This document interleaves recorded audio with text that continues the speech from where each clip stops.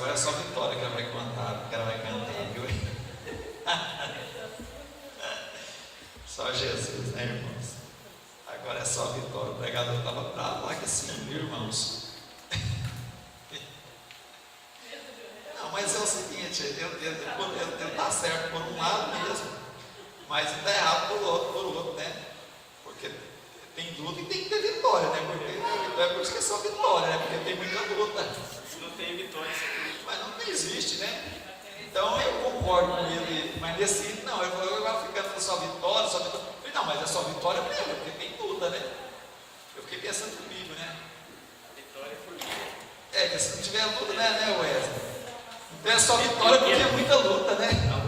Pelo que eu entendo do hino, é que agora é só vitória, que a pessoa já cansou de perder a batalha, né? Então quer dizer que ele vai lutar, mas ele vai vencer, é só vitória. Então o hino está certo, né? Não. Então, às vezes, eu não estou falando mal do pregador, não, eu gostei muito da pregação dele, eu também tenho essa linha de raciocínio, só que tem algumas coisas com relação ao hino da Maris, né? Que lá fala que aquele que não ajudou na prova, e depois vai ver você no palco, né? Seria o melhor, seria o púlpito, né?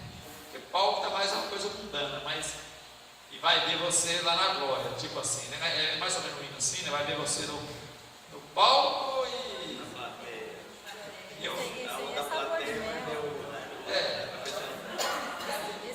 Esse aí passou, é sabor de mel. Pois é, o sabor de mel. Mas o hino, eu já vi só outros criticando, mas irmãos, eu concordo, porque tem gente que humilha você tanto, que depois Deus vai conceder ele ficar no palco com você, não. Né? Vai ficar lá na plateia mesmo, vendo a sua exaltação. É porque na verdade não devia, né, pastor? Existir. Mas existe muita pessoa que persegue outra pessoa, que humilha, que faz de tudo para o ministério às vezes não seguir.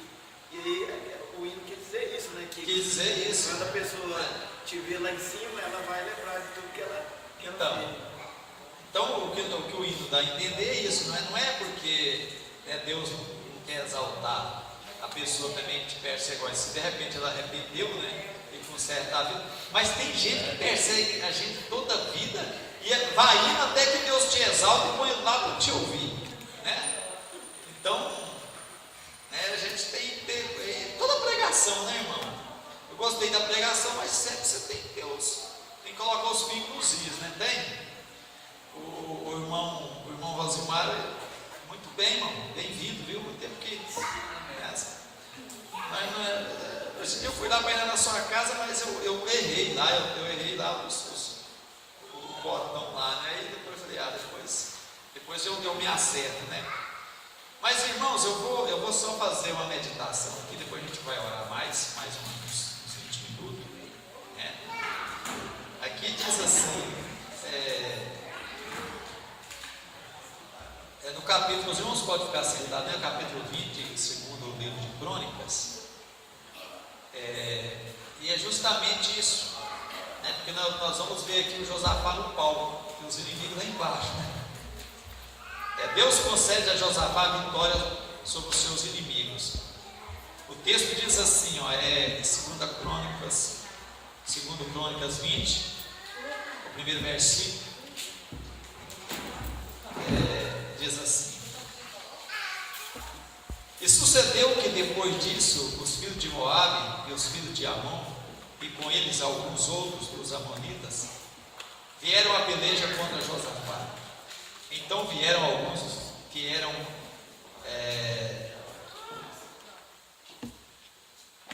que deram aviso, depois vieram alguns que deram aviso a Josafá, dizendo: Vem contra ti uma grande multidão da além do mar e da Síria, e eis que já estão em Azazon Tamar, que é em Gedim. Então Josafá temeu e pôs-se a buscar o Senhor, e apregou o jejum em todo o Judá, e Judá se ajuntou para pedir socorro ao Senhor. Também de todas as cidades de Judá vieram para buscar o Senhor. E pôs-se Josafá em pé na congregação de Judá e de Jerusalém, na casa do Senhor, diante do pátio novo, e disse: Ah, Senhor, Deus de nossos pais, Porventura não és tu, Deus dos céus, pois tu és dominador sobre todos os reinos das gentes, e na tua mão há força e poder, e não há quem possa resistir. Maravilha, né, irmãos? Que confissão tremenda, né? Irmãos, quem chega diante de Deus e reconhece a majestade de Deus, não fica sem resposta. Esse homem aqui, eu dei uma introdução aqui, mas esse texto aqui está na frente do que na hora que eu quero falar aqui. Mas é interessante que ele foi usado para restaurar o povo de Israel. Ele foi usado para isso. E depois que ele consegue restaurar o povo de Israel, ele coloca as pessoas na cidade para ensinar a lei, ensinar a Bíblia. Irmãos, a primeira coisa para haver um avivamento na igreja é o seguinte: os crentes precisam conhecer Bíblia. Para conhecer Bíblia tem que ter quem ensina. Então, quando a gente vem no culto, nós temos que aproveitar o máximo para a gente aprender. Porque as pessoas, às vezes, eles ficam sentindo assim, que eles não é capaz. Esse é um grande problema. Não, você está aqui na igreja, tem que ficar atencioso, prestar atenção, para aprender. Deus quer que você aprenda Bíblia. Então não pode ficar só na mão de um ou de dois. Então é o seguinte, aí com a grandeza de Josafá, porque aqui no capítulo 17, em capítulo 16, fala a respeito dessa grandeza, que Judá ficou rico, que Judá ficou poderoso e foi exaltado. Então, quando acontece isso, você pode ter certeza que vai ter inimigo. O inimigo só se preocupa com quem não faz diferença. Não faz diferença, nem por que preocupar. Então, mas quando se faz diferença, o inimigo preocupa. Então, por exemplo, a irmã Ana teve um sonho, está com uns 4 dias, 3 dias, que eu mais ela ia fazer uma visita. E aí chegou alguém com uma arma enferrujada, né, irmã? Deu 2 tiros em mim, me acertou, e acertou um tiro nela, né? E como é que foi que ele falou? Irmão, vou matar aqui na hora, como é que é?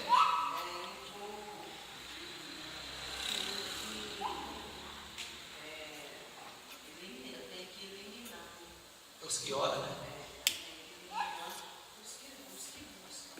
Mas a arma não era enferrujada, né? Era uma arma menor, mas assim, o tiro tinha matado.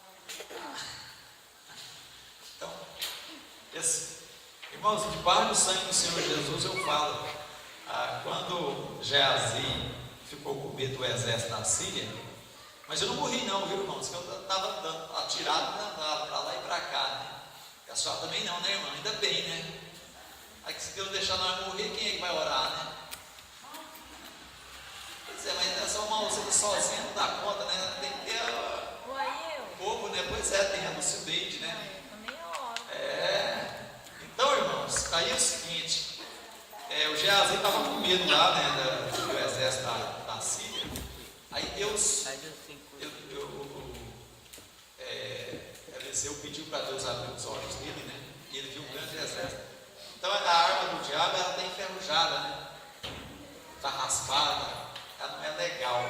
Mas eu tenho a arma legal e não é raspada não, irmã. E está cheia até na tampa, viu? Então ela não dá tiro. O tiro dessa arma, ela derruba helicóptero, ela é potente, viu? Então o diabo diz que vai estar querendo eliminar quem ora.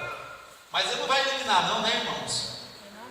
Porque nós temos de orar, né? Então esses inimigos vieram a peleja. E era muita gente, irmãos. Olha aqui para vocês verem, olha aqui, ó. Os filhos de Moabe, os de Amon, e com eles alguns outros dos amonitas vieram a peleja contra Josafá. Então eles deram um aviso, alguém falou: Josafá, está juntando um exército, tem umas nações contra você. Então eles falaram: uma grande multidão da além do mar, da Síria. E eis que já estão em Azazon Tamar, que é em Engedi, quer dizer, já estava entrando no território de Josafá. uma grande multidão estava vindo contra Josafá. Mas o que ele fez, irmãos? Então Josafá temeu. Isso é coisa do ser humano mesmo, né? Isso é coisa normal do ser humano. Então quando você fala, olha, fulano, tem um punhado de gente que vem contra você, a nossa tendência é temer, porque imagina se nós não tivéssemos medo, né? Teríamos morrido. Então, ele temeu, mas o que ele fez? Ele pôs a buscar o Senhor. E ele falou assim, olha, não vai ficar só eu não, viu, irmãos? Não é só o líder que tem que buscar o Senhor. Ele apregou o jejum em todo o Judá, todo o reino. Olha, os inimigos estão aí, todo mundo é para consagrar a vida, é para jejuar, é para orar. Então ele não ficou sozinho lá, né, gritando, não. Irmãos, é aquele velho ditado, a união faz a força. Então aqui, por exemplo, hoje ficou um horário, né, sem alguém para vir orar. Eu só não fiquei porque eu fui ficando aqui. Eu cheguei e não estava bem de saúde, não. Ficou só a metade, eu fiz a metade dele. Só a metade, né? Só a metade. Então, irmãos, mas ainda bem que tem os outros que estão ajudando, né? Mas é isso, tem que orar mesmo. Então a iniciativa que as irmãs tiveram, né, foi muito bom e a gente tem que prosseguir, né? Então cada um fazendo a sua parte. Então olha, apregou o jejum em todo o Judá. Então todo mundo tinha que participar, porque é uma guerra, é uma luta. Todos têm que participar. Não pode deixar só para um, porque fica pesado. Mas todos participam. E aí ele colocou, vamos buscar o Senhor, porque os inimigos são muitos. Vamos buscar. E colocou o povo para consagrar a vida e o povo para orar. Olha aqui. E ele chamou esse povo lá na igreja, lá na congregação, lá em Jerusalém. Ele chamou o povo e ele ficou no pátio da casa. Era um lugar alto, né? E aquela multidão diante do rei Josafá. E ele começou a orar diante do povo. E disse essas palavras aqui, olha, ele exaltou o nome de Deus. Foi porventura o Senhor não é o Deus dos céus? Irmãos, a melhor coisa é o reconhecimento, né? Então alguém fala, olha, né, levantou o inimigo, levantou não sei quem, e tal. Mas irmão, nós servimos o Deus dos céus, né? É bom você, a primeira coisa que o crente tem que saber é que ele serve o Deus Todo-Poderoso, o Criador dos céus e da terra. Eu não posso imaginar, ficar aqui até meia-noite e imaginar que o nosso Deus é fraquinho e vai ter que acudir, irmão. Irmãos, Deus não é Deus covarde. Então é o seguinte, todos aqui ele fala assim, a Bíblia fala, para nós buscar o Senhor e ele será encontrado, né? A Bíblia diz até a respeito da madrugada, né? A sabedoria é Jesus. Aquele que de madrugada me busca, me achará. Era a sabedoria, falando a respeito da sabedoria, né? A sabedoria falando lá no capítulo 9, né, de Provérbios, aquele que de madrugada me busca, me achará. A sabedoria falando. Mas não fique errado, porque a Bíblia diz que Jesus é a sabedoria de Deus e o poder de Deus, né, no capítulo 1 de 1 Coríntios. Então, quando vem essas coisas, o que nós temos que fazer? Buscar o Senhor. É o que nós estamos pleiteando aqui na igreja, é buscar o Senhor, irmãos. Nós precisamos buscar a Deus. A necessidade nossa é enorme, no sentido espiritual e material, né? Olha, irmãos, nós temos que colocar as coisas no seu devido lugar. Nós não podemos ser extremistas. Eu não posso aqui apenas abençoar os irmãos só no sentido espiritual, né? Todos que têm dinheiro, nós, eu já conheço vocês todos, né? Todo mundo gosta de contribuir. Eu sei que se Deus hoje der R$1 milhão para a Usilene, eu lembrei Nereida, eu sei que você falou aqui agora à noite, nós conhecemos a procura. Ela vai falar, pastor, eu vou devolver o do Senhor e vou dar mais uma oferta boa para a igreja. Amém, irmãos? Qualquer um de vocês aqui, se o Senhor abençoar, falar, não, eu vou abençoar alguém 100 mil reais. Vocês têm o maior prazer de devolver aquilo que é de Deus e falar, mas eu vou dar mais uma oferta. Não é assim? Porque tem amor à obra. Então é assim. Então a obra financeira, aliás, a oração pedindo a bênção financeira, ela tem que existir. Porque a gente tem que alimentar. Olha, irmãos, imagina o crente vir para a igreja com 2, 3 dias sem comer, ou sem tomar banho porque não tinha água. Ele vai ser triste, depois faz que nem um mago, fica 2, 3 dias sem banhar. É incrível. Ficou não? Irmãos, só um dia,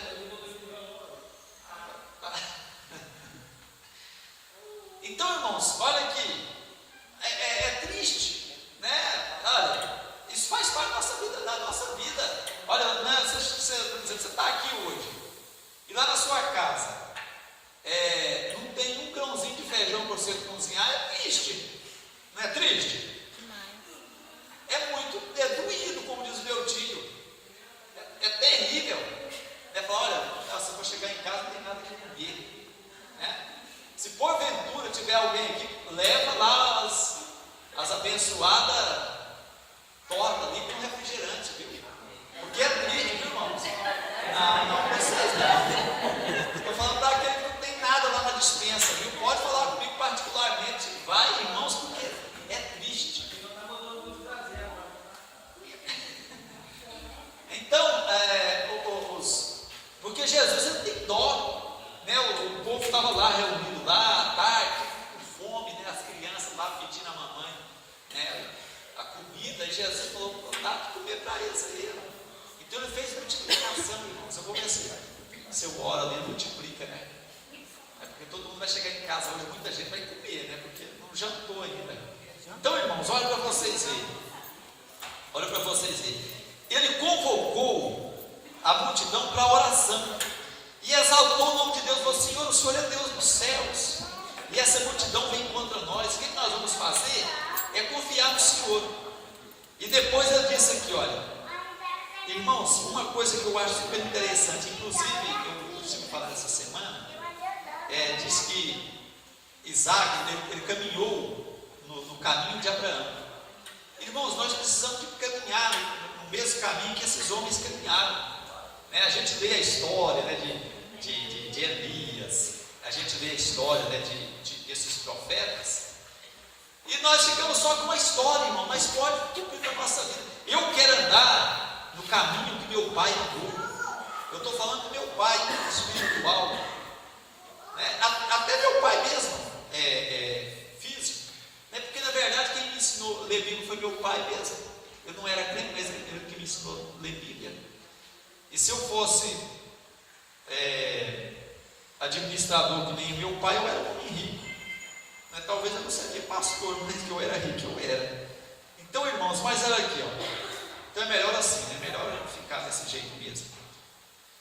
Então é o seguinte, olha, Deus de nossos pais. Eu falei aqui que Deus é o Deus de promessa, E coisa boa, irmãos, é fazer Deus.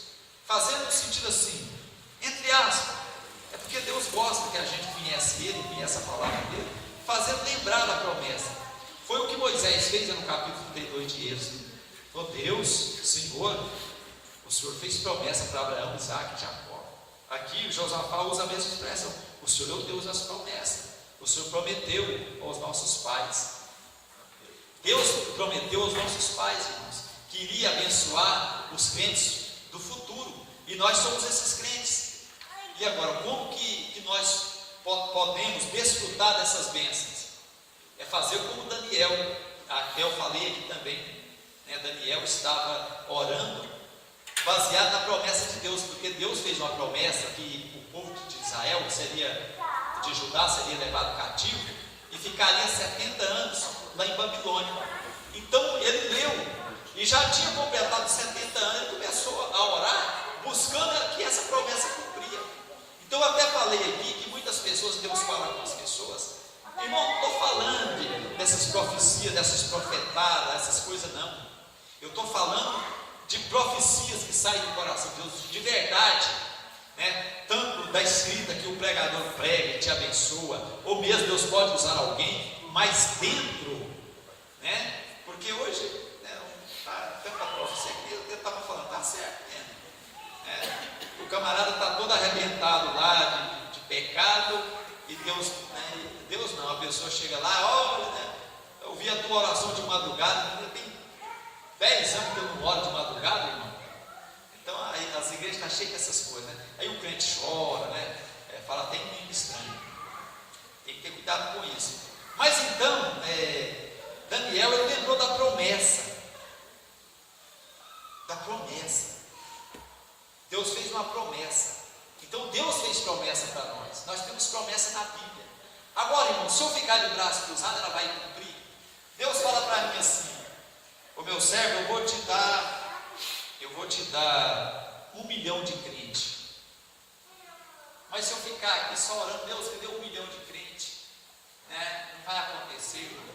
Eu tenho que orar, mas eu tenho que ir para o serviço, eu tenho que evangelizar, eu tenho que fazer alguma coisa para mim poder ter esse 1 milhão de crentes.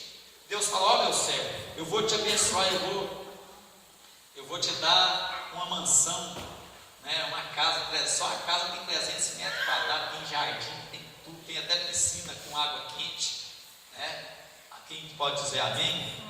Né? Você vai ter lá 2 caminhonetes lá na garagem, você será um pastor muito conhecido no Brasil e no mundo. Você vai ter um programa de televisão, né, que vai dar 60 pontos de ibope, né? Já pensou que benção, irmãos? E quando Deus fala aqui, né, fica alegre, fala em língua estranha. Mas e se eu não agir? Eu tenho que procurar a ação. Deus, o Senhor vai cumprir? Então vamos cumprir. O que eu começo a fazer? Eu começo a trabalhar, Deus vai me dar uma direção. Então, porque as coisas não vai cair lá do céu, não. Ou pelo menos eu tenho que falar: Deus, então é o seguinte, eu vou lá numa empresa aqui, numa grande empresa de Goiânia. Qual é uma grande empresa de Goiânia aqui? Me fala aqui. Unilever, quem mais? Oi? Né? Friboi. Já pensou, irmãos? Aí eu chego lá no Friboi, né? Deus fala que vai me dar algo, eu vou orar, né? Então eu vou orar lá pro dono do Friboi, né?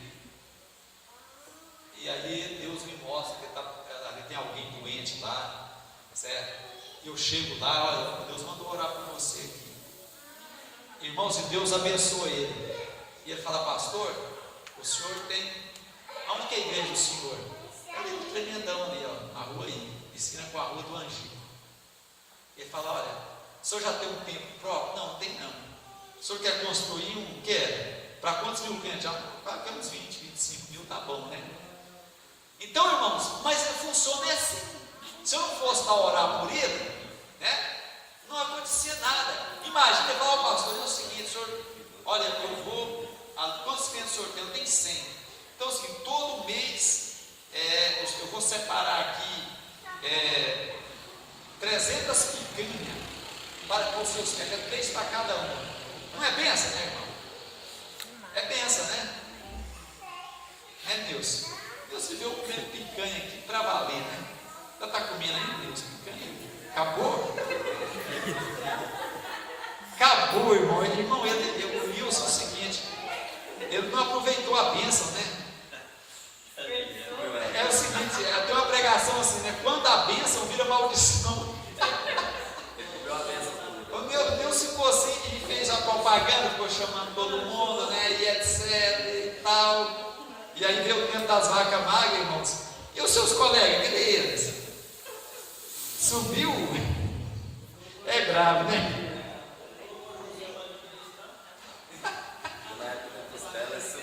Sumiu. Então, irmãos, a promessa de Deus. Você tem promessa, irmãos? Tem. Não é porque o profeta lá, não, é porque está na Bíblia. A Bíblia, irmão, tem mais de 8.000 promessas. Deus, eu tenho uma promessa aqui de Deus. Eu quero ela, Senhor, eu preciso dela. Irmãos, eu estou desse jeito, eu estou menino. Abra a Bíblia, Senhor, mas está aqui, Senhor. Me dá essa promessa, Jesus. Aumenta a minha fé. Senhor, eu quero ter uma bela mansão, né? Não é pecado pedir, não, Senhor, eu quero. Eu estou orando, irmãos, mas para valer, você sabe por quê? Agora, hoje é que dia? 13 de junho, então amanhã 14, segunda 15, terça 16, quarta 17. Ué, eu tenho que fazer uma festa. Quarta-feira vai fazer, sabe quantos anos que eu estou aqui no Tremendão? 7 anos. Ué, vou ter que fazer uma festa na quarta-feira. Como é que faz, hein, Eda? Não é feriado na quarta-feira, não? Será que o governador não coloca feriado para quarta? Não é feriado, tem que ser. Comemorar a minha. Vou ter que fazer uma festa. Feriado tem que ser forçado. Mas quem sabe, você me pede gente para fazer uma janta lá em casa, na quarta-feira? Irmão, mas não, agora eu estou brincando, não. Eu brinco muito agora, não. Mas esse vai passar, não, viu? Vou passar branco, não. Quarta-feira. 7 está na Bíblia. Pois é, irmão, mas é porque, irmão, 7 é o número da perfeição. E o meu coração diz que é só 7 anos mesmo. Eu falei, Deus, eu trabalhei com Raquel, vai fazer 7 anos. Eu não quero a Léia, eu quero a Raquel. O Jacó trabalhou para Raquel, irmão, 7 anos. E depois ele foi enganado e pegou a Léia e trabalhou mais 7 anos pela Raquel. Mas eu tenho a Raquel, né? Quem é Raquel aqui? Diga amém. Amém. Aleluia. Eu não quero a Léia, eu quero a Raquel. E vou ficar bem esperto, viu? Tá? Não?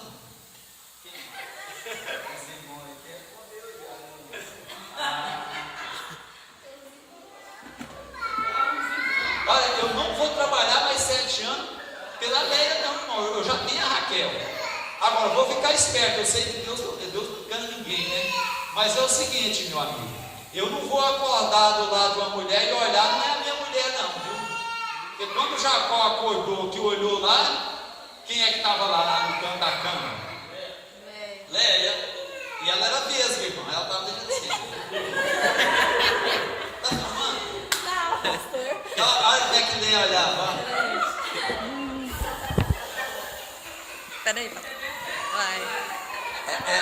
A Bíblia, irmão, diz que a Léia era vesga aqui, ó.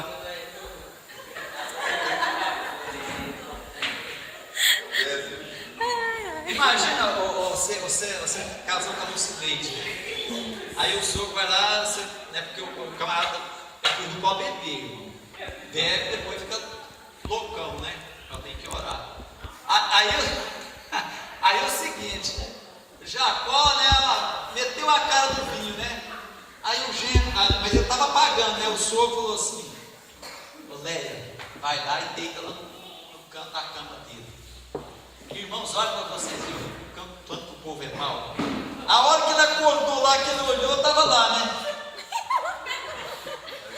Mas essa não é minha mulher, não.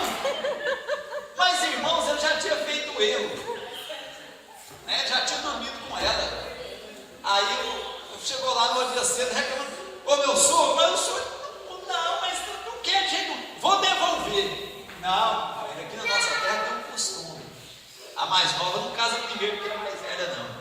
Vai ficar com a vesguinha mesmo. Agora eu só te dou a novinha mais 7 anos.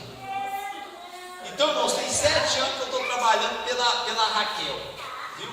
Não vou abrir mão da Raquel de jeito nenhum. Agora, né, de quarta-feira para quinta eu vou ficar esperto, viu, Fabrício? Não vou tomar vinho não, viu, irmãos? Eu vou olhar no canto da cama assim, se quem vai deitar comigo lá, se é a Raquel mesmo, né? Porque é grave, viu? Imagina, né? Ainda vamos pensar nisso mesmo. É 7 anos, irmãos. Ou nós faz lá em casa ou faz aqui, né? Vamos pensar. Mas que vai haver uma janta boa para nós, vai, em nome de Jesus. Quem concorda e vai lá, diga amém. Amém. Viu, irmão? Nós vamos lá. Eu prometo para os irmãos que a gente termina o culto 10 horas. Todo mundo pode trabalhar depois. Eu não vai passar em branco. Ainda mais que eu tenho orado desse jeito para o Senhor, né? Então, irmãos, olha aqui. Nós temos que orar agora, mas lembrar da promessa. Deus tem me falado quantas vezes, olha, eu vou fazer assim, assim no seu ministério, e tem cumprido, né? Deus me falou que eu ia ser presidente de campo tem muito tempo. Eu ainda não acostumei, viu, Wesley? Né? Quando me chamam de presidente, irmãos, eu molho a camisa, sinceramente.